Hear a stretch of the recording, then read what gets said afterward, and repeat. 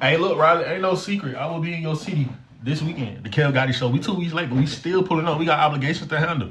I know I was hearing this, that, and the third. Like, y'all seen nigga disappear out the media. Y'all was trying to, Hey, look, if you ain't been watching my YouTube, then I know you're not a real one. Just like when I posted how you can attend the Kel Gotti show for every single state, I saw who interacted and I saw who didn't.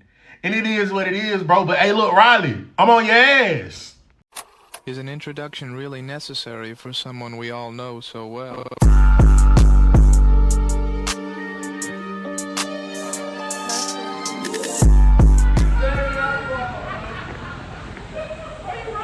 know, it's one of those days you gotta love what you do. So you gotta have a real passion for it. It's raining, thousands of degrees. We're in the middle of nowhere. It's nowhere. We're making movies. We're making a TV show. Gotta have a passion and drive and love what you do. What's the word, job? Just had lunch. And probably got like another 6 more hours to go. But hey, like I said, you gotta love what you do.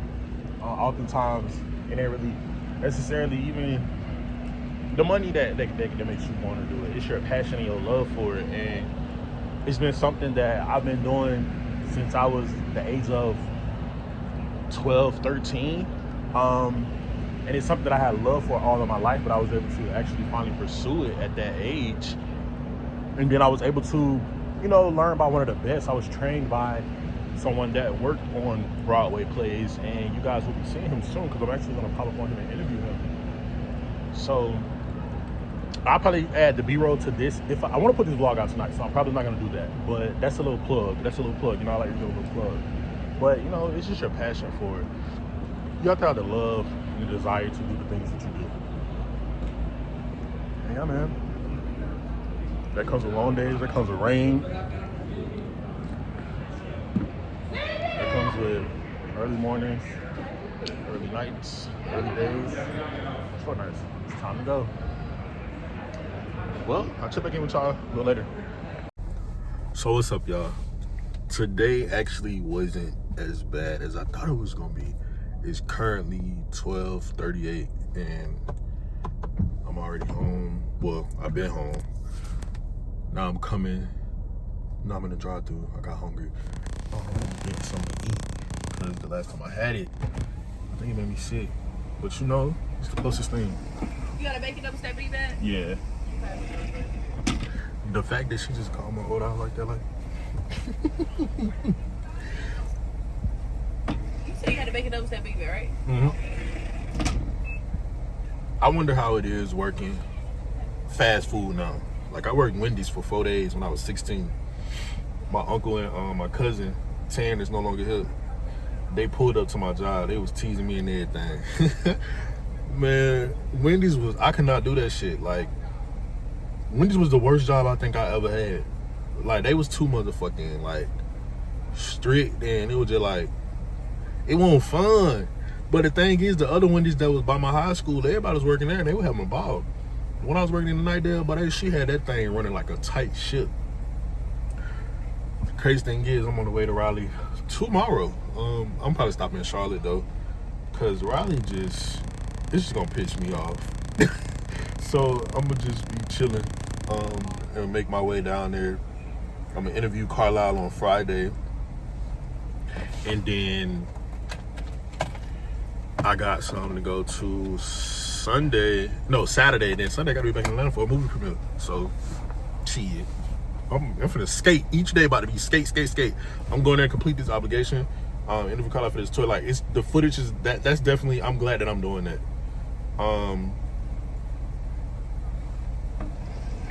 Yep. Thank you. I contemplated Saturday night. What's up, y'all? Current time. Alright, thank you. You too. Current time is like 12. It's 12:41. Today didn't go as bad as I thought it was. They actually wrapped me early because my scene got done. Now I'm wondering what time everybody else gonna leave, because we had a weather delay We sat for like 3 hours until the thunderstorm finally passed, and it was literally like a thunderstorm. So every time it's like lightning, you know, they have to reset the time. It's kind of like when we was playing sports back in the day. I don't know if some of y'all had this too. Like every time it lightning for a boat like touchdown, that's adding time. Glad that I was able to get home because they had us in Timbuktu. They had us in like Cedar Grove, Georgia, or something like that, somewhere far. And so what's up, y'all? I just finished meeting with Carlisle. I'm gonna add the picture to here. I hate the picture. I look like an egg. And Carlisle hated his picture, but we had a great conversation, a lengthy 2-hour interview, man. I'm just glad that he was able to be a part of my pilot. Like, that's somebody that played a very important role in my life, and at a time that it was important to have someone like that around me, you know, to guide me in what I wanted to do as far as acting, anything entertainment business. I learned from Carlisle, so I'm just glad that I was able to sit and talk with him. I didn't get any footage on the back end because we were at the school. We did it at the elementary school that he got his new position at. He's the magnet coordinator. It was time for them to go pick up the kids at 3 o'clock. I got here a little late coming out of Charlotte. I drove here from Charlotte this morning. Coming out of Charlotte, it was traffic, so that was my fault. But, you know, if I can put out the pilot footage, I will. But I'm not gonna try to. I used to have me and my ex-girlfriend, me and my ex-girlfriend used to park her car right here and do some things. But if I can, I will, but I don't want to mess up anything that we're using to shop with, if that makes sense. But I'm in Raleigh, man. Let's see what the day brings. I should see my best friend, Jordan, later on. Me and Joe, if you don't know, we've been friends since middle school. We've been knowing each other since I moved here, honestly. And right now I'm in the neighborhood that I first lived in, and pretty much the only neighborhood I lived in North Carolina. We stayed in this neighborhood throughout our time living here. So this is Charleston Park. I know it's been talks about whether it's the hood or not, because me and Tusi was neighbors. That is my old home. That is one of my old homes. That is the first house my mama got when we moved to North Carolina. And then we moved down the road. This was like, so this neighborhood is gonna eventually end, and we're gonna go into the new build. And then that's where you will see my final neighborhood where my mom lived until she left here in 2020. So it just looks so different, man. Like when I was living here, like all of this was brand new. Like it still looks decent, but everything just looked old. That was the townhome community. Everybody used to stay over there. You know, these houses was brand new. Like they were brand spanking new. Now they all need roof replacements and everything. I'm not gonna ride past the house that I stayed in, but it's on this street where that Jeep just came out at, simply because it's a family-owned house and I don't associate with the person that's there, and I don't have time to see them or anything. But yeah, man, I used to live off Wedgewood Drive, and this is the street. If you was watching my last YouTube video, I was telling you about Marsh Creek. That's over that way. My house was down here, straight down the street. I'm not gonna pull up down there, but I am gonna pull up and show y'all, you know, just give y'all a little bit more history about the neighborhood. So many people lived in this neighborhood. Like it was a real neighborhood back then. I don't see any. It's 3 o'clock. Like a normal day, well, I'm lying. We'll all probably be piled up in somebody's house, or we'll probably just be getting. Now we used to get out of school at 2 o'clock. So yeah, we'll be outside trapping. Like the kids these days, they're not outside. Like nobody's outside. Everything just looks so different. And so many of my friends, people that I still consider friends to this day, parents still live in the same neighborhood. This is just like where we all pretty much grew up. We all went to the same schools because the schools are zoned based off of like where you live. And Raleigh is not that big. So whether you live on this side of Raleigh or the other side of Raleigh, like Perry Creek area, Wake Forest, y'all typically gonna have a chance of going to the same school. And you typically, with this neighborhood, we have options. You can go to Heritage, you can go to Millbrook, and you can go to Roseville. Back to the neighborhood that I just showed you, my zone was Roseville. But as long as we were staying in the first house that I showed you guys, I would have been able to go to Heritage or Millbrook.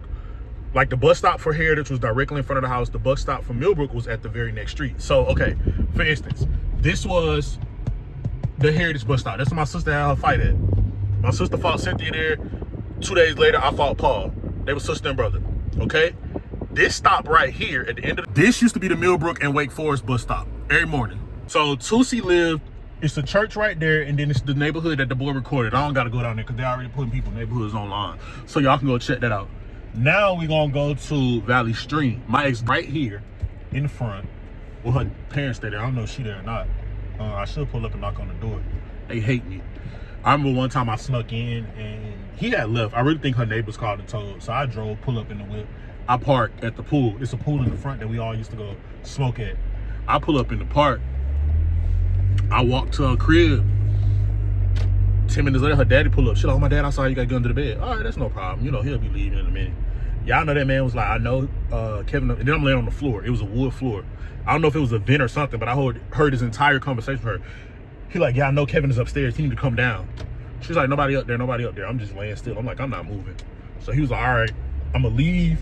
And when I leave and come back, he better be gone.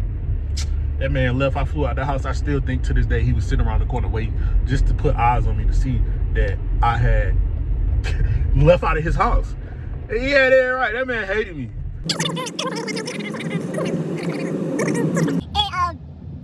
him and told I had to send the phone back. We was grown at this point. We was like 18, I think. I had just moved to when I was in college. And I had lost my phone. And I did not want to call and tell my mama that I had lost my phone. So she had added me on her plan. Yeah, what the fuck? Like his dad said, like the mail paper said she had started playing to the crib. They opened up the mail. Riley done some things. Like Riley just bring back so many memories. Taking the blame for the dismantle of Atlanta. Somebody got to take ownership. Who gonna take it? And I think it's very crazy that as soon as I get ready to start a YouTube video, somebody want to blast music upstairs. It's real different living in an apartment. I've been trying to adjust. But who we blaming for the dismantle of the A? So all right, man, it's your boy Kev Gotti back here with another YouTube video. And as you can see, who is to blame for the dismantle of Atlanta? And it's a lot going on though. Like, I'm so glad that, you know, hip hop, because under certain circumstances, I don't like it. But where we at right now, it seems as though, you know, hip hop has been giving some talks. As you can see, Funk Flex is playing in the back. Today is Funk Flex last day on air with Hot 97, man. I don't know. I haven't read much about it. I've been looking to see if they was going to put out some information, but typically that's, you know, you ain't gonna really find nothing out about that unless Flex himself come out and say it or somebody at the station kind of share a little details. But I really want to know, like, you know, what happened there. I'm sure I don't know, because Hot 97, you know, they've been having some issues for a while with like having a home for the station. You know, Ebro and them be kind of going from everywhere with their morning show. Like, it's just a lot going on with Hot 97, and it's been like that for a while. But Flex is pretty much the only person that stayed at that station since the beginning of time. So to know that he's leaving, I don't know if it has something to do with contractual agreements or what the case may be, but Funk Flex is a big pillar in this community when it comes to, you know, giving a platform for a lot of people. Like freestyles, just notorious for that. You know, what the Funk Flex, his CDs that he used to do, the mixtapes, like everything Funk Flex is just, you know, it's a sad day, man, to be in radio, really, and not just radio and hip hop, you know, because we're I'm not gonna say losing a pillar, because we don't know what his next steps may be or, you know, what the next level of his career may be. But as far as radio and Hot 97, man, that's a big L. And for New York City, you know, that's a big loss that we're taking. I hope that, you know, he's going to come back in some capacity. You know, it's not like we look for Flex every day, but that's a part of our childhood. And I think we take those things for granted. And, you know, the leading thing is like Flex ain't going nowhere. According to a source that I just spoke to, that was a speculation tweet to get the buzz going for his new time slot that's starting today on Labor Day.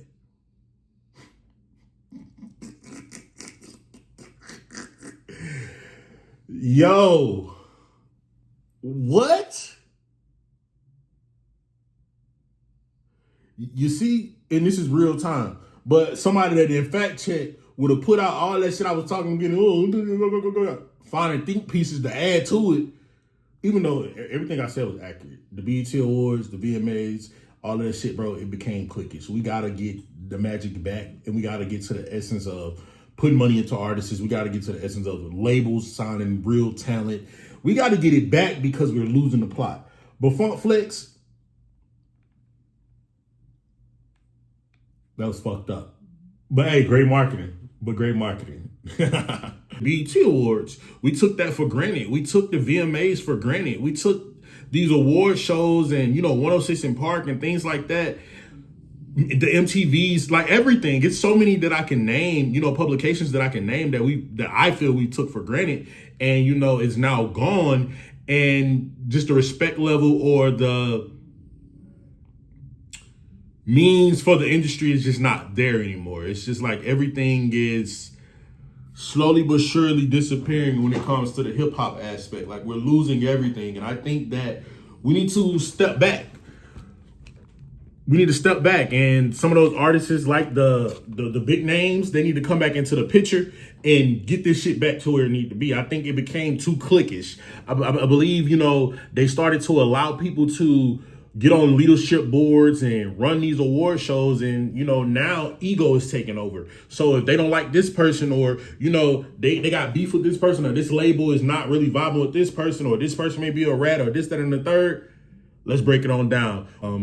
Leading right into that, we're gonna slide on down to the A, man. I don't know, like I said, who we gonna blame for the dismantle of the A, or the A losing his magic allegedly, but there's a lot of weird shit going on in Atlanta. If you ain't woke or know what's going on, the whole thug situation, I really feel and truly believe that, all this is alleged news here on Gotti Station. I do believe that they kind of feeling the way that they couldn't get Thug on some charges, so they said, okay, well, we couldn't get him on this, but we're going to go ahead and release some stuff and start another war, or whatever the case may be. I don't know what the MO was or what the reason it was for releasing all of these unreleased calls. If you have not seen or been aware or privy to, we're going to talk about it. So I'm going to go ahead and play a series of leaked calls that they've leaked between Thug and a couple people in the industry. Most of the ones that I'm going to be focusing on, he's talking to 21 Savage and just kind of let Savage know, what's going on with the whole Gunna situation. A lot of these phone calls was taken while he was still locked up.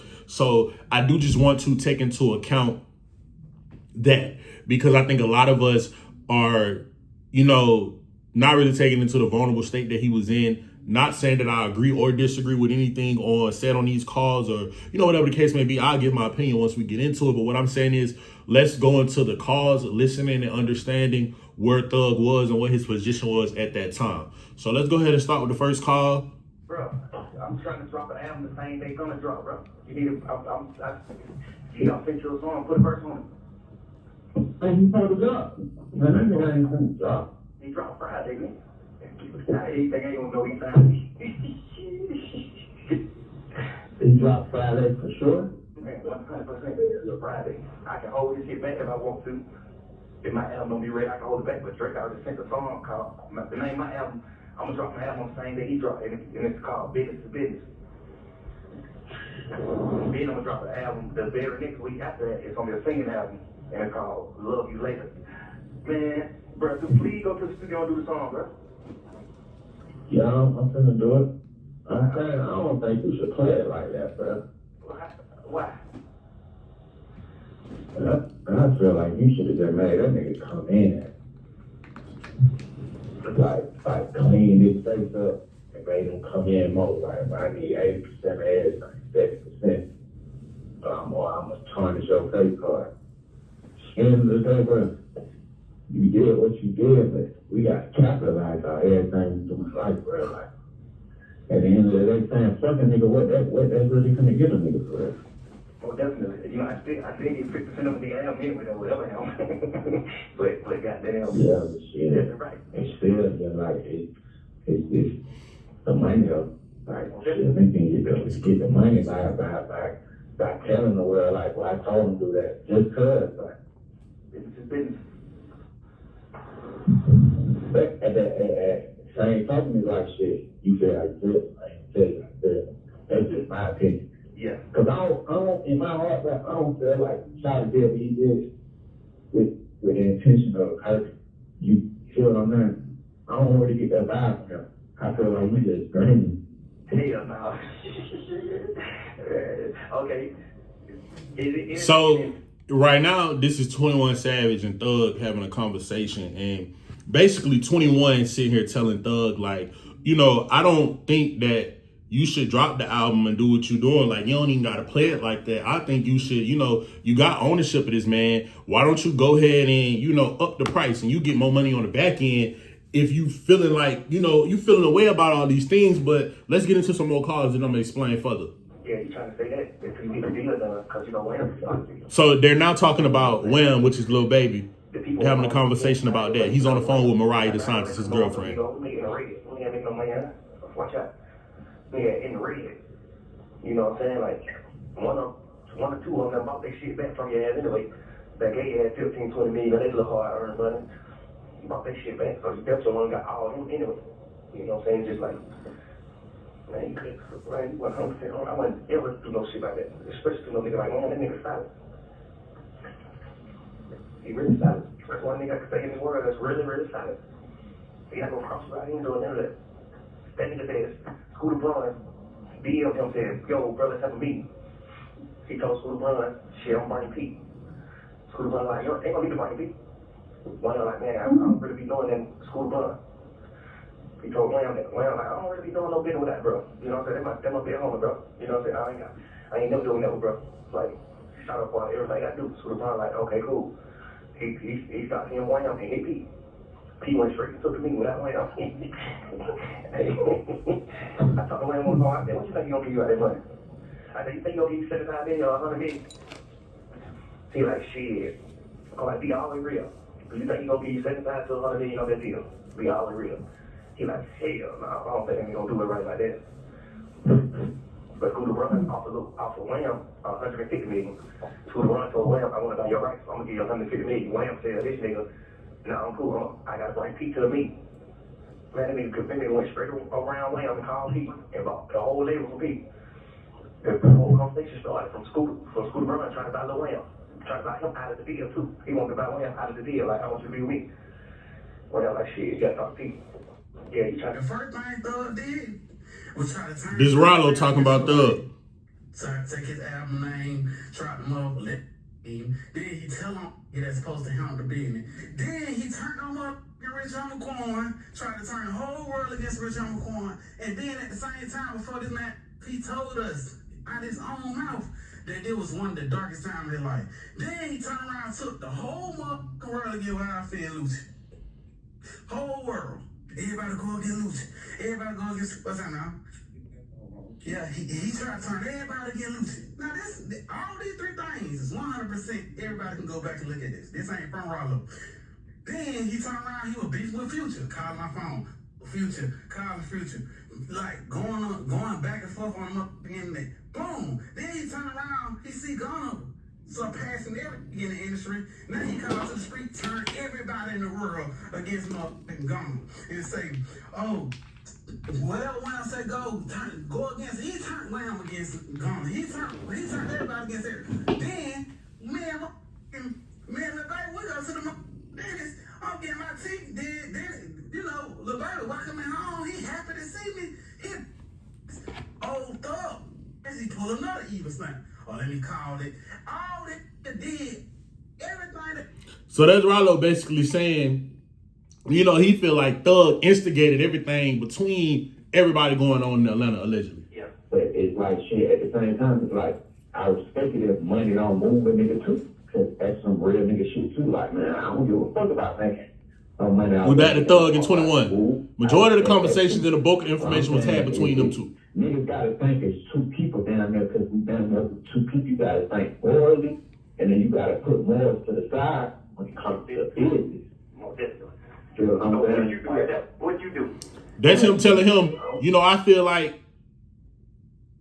you should just get more money, bro. You own the man. Yeah, that was good. I ain't finna say nothing about you on the internet. I ain't finna let the world know I ain't. This the most important call I'm trying to hit on. They supposed to do. Like, niggas trying to go at him to get clout. Yes, they have. Dirt says I'm doing, but that's it. Like, Wham ain't doing all that shit. Like, Wham unfollowed him. Yeah, but I mean, that's little boy shit. That ain't really saying that to them. Yeah, That's but just like, damn, I'm disappointed, bro.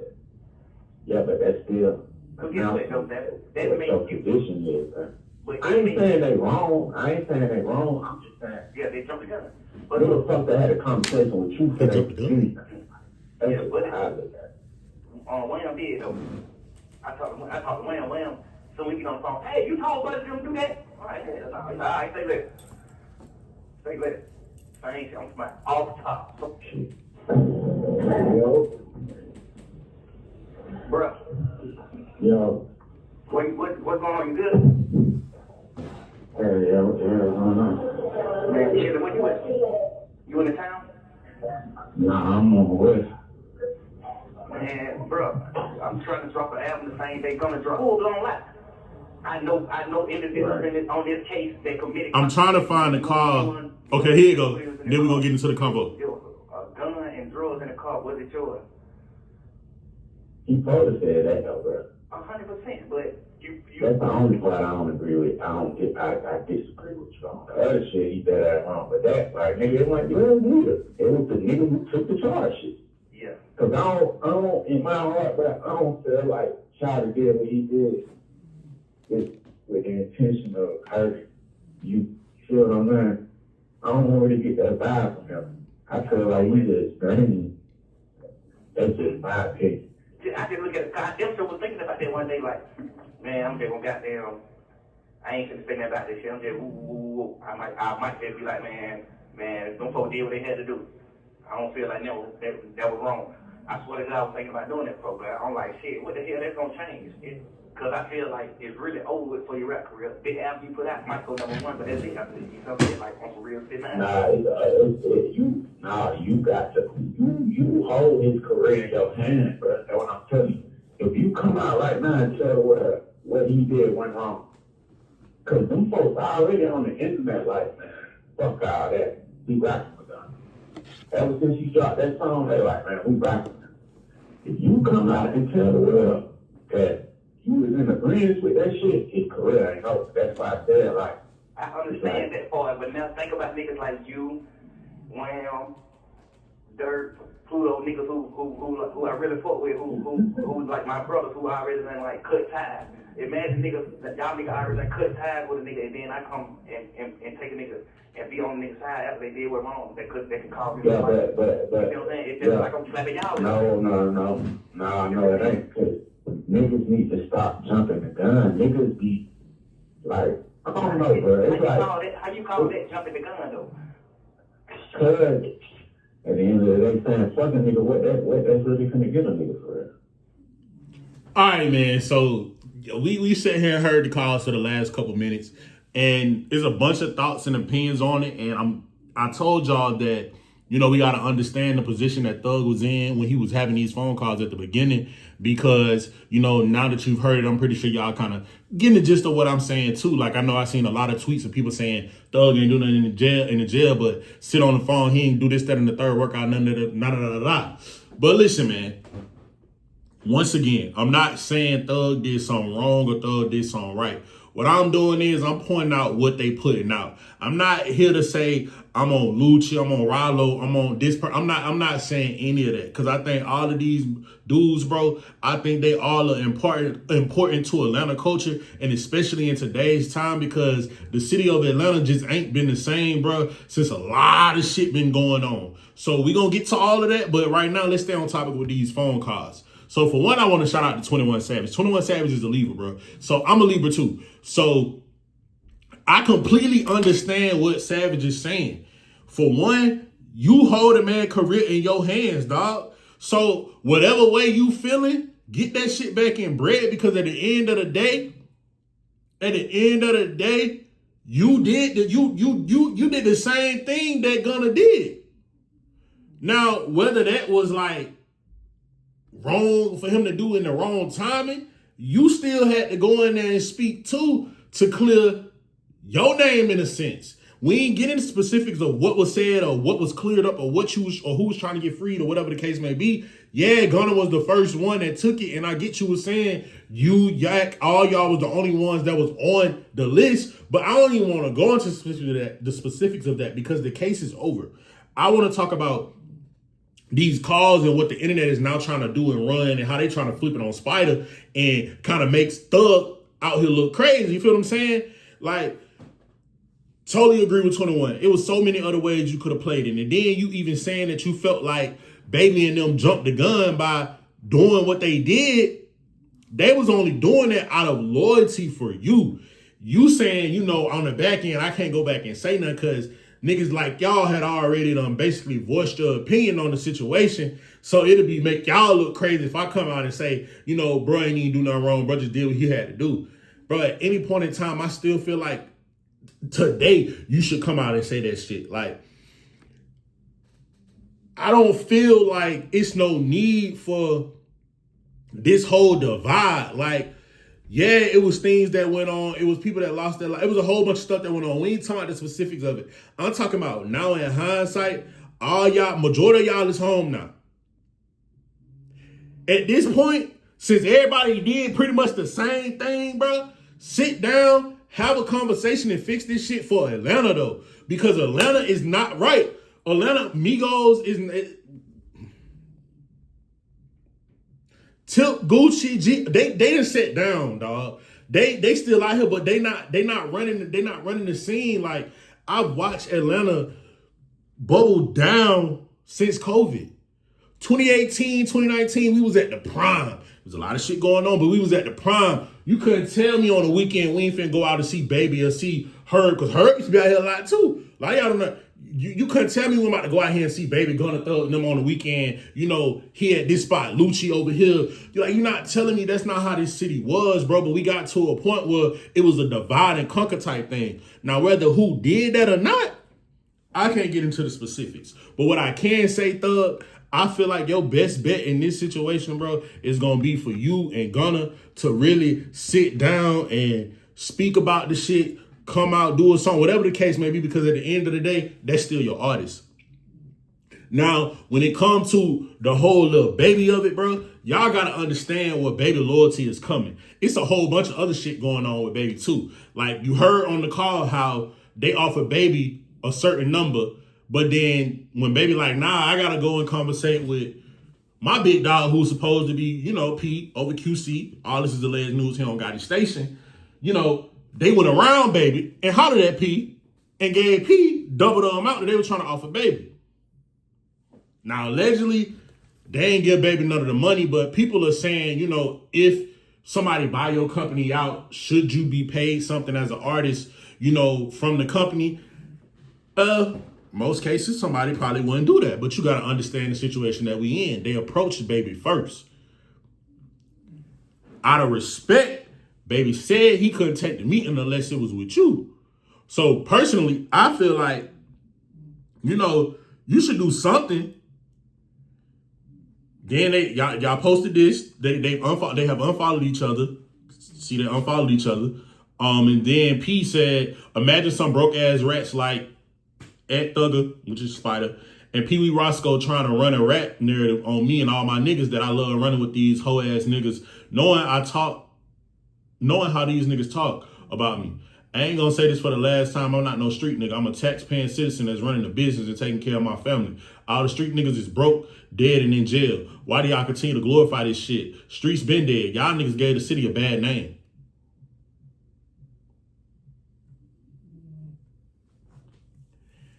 It's a lot of shit that gave Atlanta a bad name, and I really think that as far as like the rappers and putting on for the city, yeah, a lot of shit is fucked up. But I do want to say though is I cannot blame. I've never got on this internet and said anything bad about Gunna, because the entire time, even on my podcast, I may attach it here, may or may not. Me and my co-host at the time was talking about how, you know, all of y'all saying don't listen to Gunna because he's this, that, and the third, rap, whatever. Y'all didn't know the specifics of the paperwork. Tried to tell y'all this. Now in hindsight, Everybody got to go back and make up with Gunna. You feel what I'm saying? Now, if you was somebody like Lil Baby, bro, that's completely understandable. Because think about who Thug was to Baby. My loyalty at the end of the day gonna be to my people who held me down from day one. It ain't about no new age shit or somebody you introduce. I'm looking at what you did for me at a certain point in time in my life or my career or where I was at when I was down or whatever the case may be. Baby was in the streets. Thug used to pull up like, hey, how much you trying to make today? I'll give you that to go in the studio to stay out the streets because you hard, bro. Like, this is stuff that has been said on the documentary. So when we come in at Baby like, oh, well, Baby shouldn't have did da-da-da-da. That nigga was moving off of straight loyalty. And when you have real loyalty to somebody, bro, you ride with them right or fucking wrong, no matter how the shit look. So trying to get Baby to come out and say something, let that shit ride. Leave this shit between Gunna and Thug and let them figure whatever the fuck they need to figure out. And if they're not gonna figure it out, then they're just not gonna figure it out. But I do believe he should say something. I'm not saying go sit and meet up with Rollo, Luch. I'm not saying that. Keep the peace and if it's peace, keep it calm how it is, though, is what I'm saying. Y'all just got out of the gym. Y'all just got out of y'all situations. Y'all let that shit go. It's okay. Every nigga ain't gonna vibe and get along. But Gunna and Thug, that shit gotta be pissed up because it created too much shit. It started too much shit. The case started a lot of shit between a lot of different people. But I'm not talking about that because that shit can get real. But I'm still staying. But who's to say Gunna might not even be open to that? But I know Gunna ain't nowhere mad because Gunna don't even seem like that type of dude, bro. That seem like a real, genuine, cool dude, bro. It's a lot of other shit fucked up too. Y'all taking away the culture, clubs leaving, this leaving, but you're putting apartments everywhere. I think the city of Atlanta, and now we moving on from that. We gonna drift away from that because, you know, I ain't finna get into the specifics of that. That's a lot of real shit and a lot of real life hurt and stuff going on behind the scenes. I do think, bro, the culture of Atlanta is hurting, and I do think it need to be fixed. I see they gave So Def back to Billboard. It should have never been gone, but Atlanta needs to be fixed because I see where it's going and it's not a good place. And the industry is already not in a good place. But drifting on from the whole YSL, Thug, all of that, I'm gonna let that be. But I wouldn't be me if I ain't come on here and address it. Just like I get up here and address some shit with Nicki or Cardi, I'm gonna get up here and address some shit with Thug and them too. Because I'm not biased. I'm not looking for just one story or whatever to report on. But what I do, when I do report, I'm very conscious on what I say and how I report it. Because I still got respect at the end of the day. And I know that there's certain stuff that's touchy and that you should just leave alone. Now, moving on to the whole Atlanta aspect of it, I think Atlanta became too accessible. You know what I'm saying? Like, if you've been here and you've been in Atlanta, let's just say if you've been in Atlanta since, I give y'all grace. If you've been in Atlanta since 2012, then you pretty much, you stamped at this point. You was here for the last little bit of old Atlanta. Old Atlanta started to like switch and change, like 2010 or whatever the case is when they started, development started to come, people started to want to mutate, move here. So that's why I say I give it to like 2012. You know, the city started booming from like then up until like 2018. That was like the last grit for the city. You feel what I'm saying? After that, COVID, stuff just didn't come back. We lost all kind of clubs and nightlife just started dying. The artists just kind of stopped, you know, doing certain things. You know, it's still TV shows here, Love and Hip Hop Atlanta, Real Housewives. Those are the two main, you know, black shows that are here in Atlanta. But a lot of stuff changed. Like everything became so flashy. Everybody became a star. Everybody's a celebrity. You know, that's okay to a sense because we can be out of the restaurant and, you know, a tip or a tiny or a candy or all these high Mary Lance Bottoms, like all these people walk by and it would be nothing because we used to seeing these people, we bump elbows with them. That's the culture here. That's fine. But it also became a point to where now everybody want to be exclusive. And then that's when the scamming shit came through. Scamming been around. You know, if you from Miami and shit like that, they've been doing that. But when I say it hit Atlanta like a pandemic, it fucked up everything. You can't move to an apartment out here. It's a hard time trying to get into a crib because everybody done scammed it out. They done burnt this up. They done did that. I just think Atlanta needs a master reset button, bro, and it go beyond this rap shit. That's a big point of it, but I think that it became too accessible and we house too many, if that makes sense. And what I mean by that, when I say that, you know, Atlanta is too full, it's too full from a sense of the size and like, this is not New York City. And I feel like I live in New York. I live in New York and Atlanta. So most of my time is spent in New York City. New York City is designed to house that many people. New York City is designed to hold that many people. You know, people walk in New York. Everybody not on the street driving. People get on the bus. People get on the train. There's millions of people that ride the MTA in New York City versus the few hundreds, maybe even thousands that ride the MARTA here in Atlanta. Most people are coming with cars. They're moving from nearby places. They're not coming from places like New York City where they don't have vehicles, or if they is coming from there, they get a car or they eventually get something. So it's just like everything is too compact. Now if you've been to the whole Midtown area, the whole Midtown and West Midtown and 10th Street, all that area, it has changed, dog. It was like, you know, a few buildings, this, that, and the third. Now every single way you look, there's a building. There's no space. There's nothing. The city is changing. It's changing. And people are like, oh, blah, blah, blah, blah. It's changing.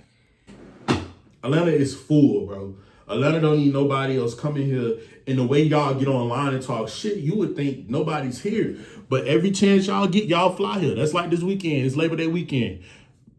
I didn't go out. I went out Friday and I didn't even go. I went to a bar and didn't even want to do that. But outside of the metro area, this, that, and the third, until I started to see some shit go back to how shit used to be, bro, I'm good on it. That's why I be in New York.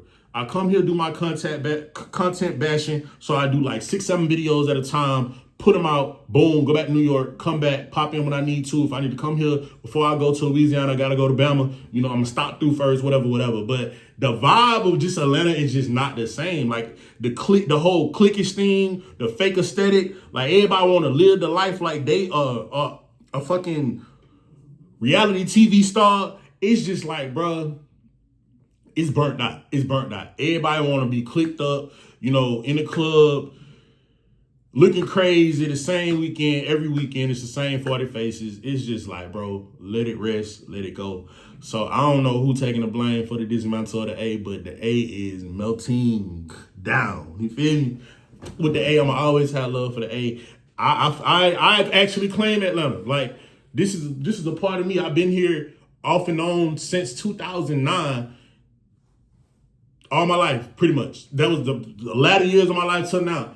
I've been on and off in the A. So the Atlanta is a home spot for me. It's a stepping stone. I love Atlanta. I don't feel like I would ever leave. You know, I can't wait till the day I can get me a crib up in Duluth, Sugarloaf, you know what I'm saying, and still be bi-coastal or in New York or whatever, running the East Coast. I don't know, but I'm just saying as far as the aesthetic, this fake lifestyle, this internet persona that everybody want to have, it's just messing it up for everybody. It's messing it up for everybody. And then there's people that really have a passion and a love for doing this and reporting and, you know, being in the industry and working, you know, in the industry. And then we still got to compete with so many other perpetrators, as my grandma liked to say, that's out here. You just don't know what's real or fake. So you just gotta stay safe. We're in the city of lies. We are in the city of lies. So, you know, moving along from that, man, let's get on into some other stuff because the Atlanta, we can go all day. We can go all day with that. I think it's bigger than Atlanta, though.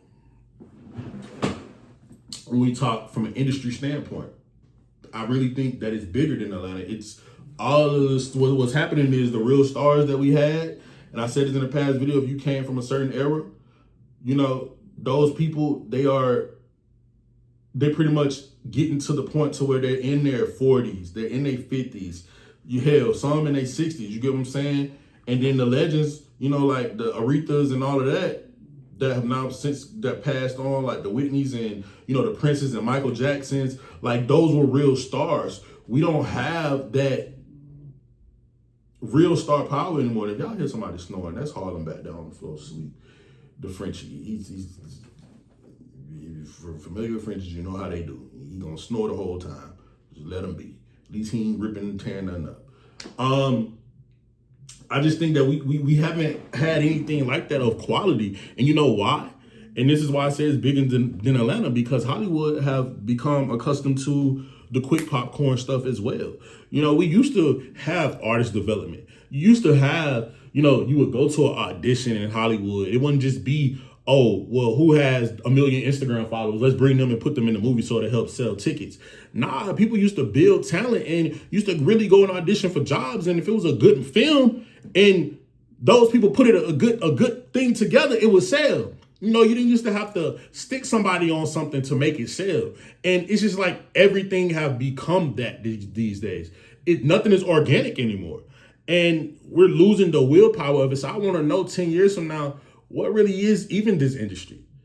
Like all this shit with this Atlanta shit going on, it just basically said, bro, everybody need to get a hobby. Because it just now shows that the kids that we were, the ones that was in the special ed classes and shit like that, or the new rappers and the new this, that, and the third, because we are of age, but so much shit has changed within our time span. So much growth has happened within our time span that wasn't there for a latter amount of time. So these people were real A-listers. Now you can go get somebody that's singing in the subway and get them a motherfucking music deal and say that they A-list. The artists, we're losing it. We're losing the plot. We're losing the plot. First, we lost R&B. And I'm not saying R&B is extinct, but think about R&B in the 90s versus R&B in 2025.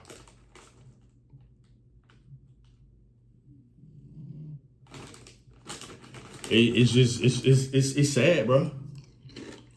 And I really think, that's too crunch. I'm not even gonna do that to y'all. I really think that some of those people, those big names, need to come down off their high horse and really save what's left of this hip hop industry. I think we need to get back into these buildings and get money back into these places. For instance, Hot 97. I think they should get people like me up in these spaces to really bring up people that is around our age. Like, if we just be so hell stuck on gatekeeping, we're never gonna make it anywhere. And you know, it's okay to gatekeep in some avenues, but in the ones that's important, you're not making any changes. It's no way in hell Funk Flex should have been the only big name that from Hot 97 that's doing the freestyles and shit like that. It's no way that 10 years ago or 5 years ago, hell, even 2 years ago, they wasn't getting somebody to usher in, you know, these conversations. Because I'm sure somebody like Funk Flex, they knew when the time was getting near.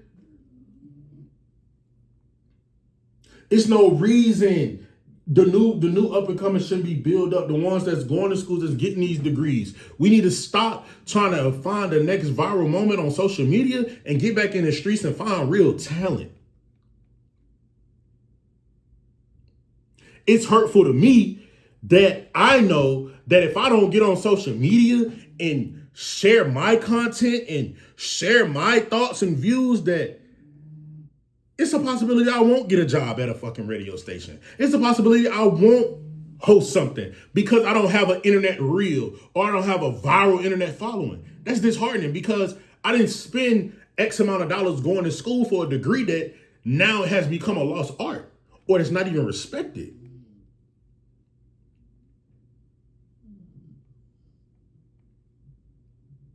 We all have a soapbox, and that's fine. But I'm going to always prefer to stand on Dove than Irish Spring, bro.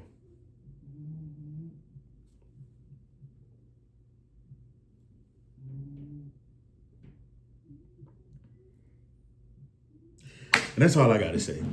It's your boy, Gotti.